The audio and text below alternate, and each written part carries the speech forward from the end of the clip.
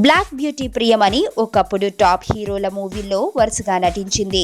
Top హీరోలు సైతం ప్రియమణిని హీరోయిన్గా తీసుకునేందుకు ఆసక్తి చూపారు. అయితే ప్రియమణి వరుస మూవీల్లో తెలుగు, తమిళ భాషల్లో నటించింది. కానీ తనకు వచ్చిన మనీని మాత్రం పొదుపు చేసుకోలేకపోయిందని అంటున్నారు. ప్రస్తుతం ఆర్థిక ఇబ్బందుల్లో ప్రియమణి ఉన్నట్లుగా అందరూ అంటున్నారు. ఇక హీరోయిన్ ఇబ్బందుల్లో ఉంటే పలువురు ఇండస్ట్రీ ప్రముఖులు వారికి ఆఫర్స్ని ఇవ్వటానికి రెడీగా ఉంటారు. కానీ ప్రియమణి విషయంలో మాత్రం ఎవ్వరూ తన వైపు తొంగి చూసే ప్రయత్నాన్ని చేయటం లేదట. ఇప్పటికే ప్రియమణి గ్లామర్ పరంగా అన్నీ చూపించేసింది. అందుకే ప్రియమణి ఫేడ్ అవుట్ అయింది.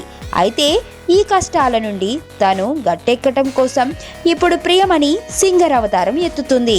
దేవరాన్వే బుడుగురు అనే కన్నడ సినిమాలో దర్శక నిర్మాతలు కోరిక మేరకు పాట పాడటానికి ప్రియమణి అంగీకరించిందట. శ్వేతా బసు ప్రధానమైన పాత్రను పోషిస్తున్న ఈ సినిమా కోసం ప్రియమణి పాట పాడింది. అలాగే పలు సినిమాల్లో సైతం ప్రియమణి పాటలను పాడటానికి ఇష్టం చూపుతుంది. అలాగే తను త్వరలోనే పెళ్లికి రెడీ అవుతుంది. సో నేను అడిగాను తారక్ ఏంటి బాలేది మీది ఏంటి అసలు ఇష్యూ, అది కరెక్ట్ కాదు కదా, బాగుంటే బాగుంటుంది కదా అనే ఫీల్తోనే, జెన్యున్ ఫీల్తోనే అడిగా.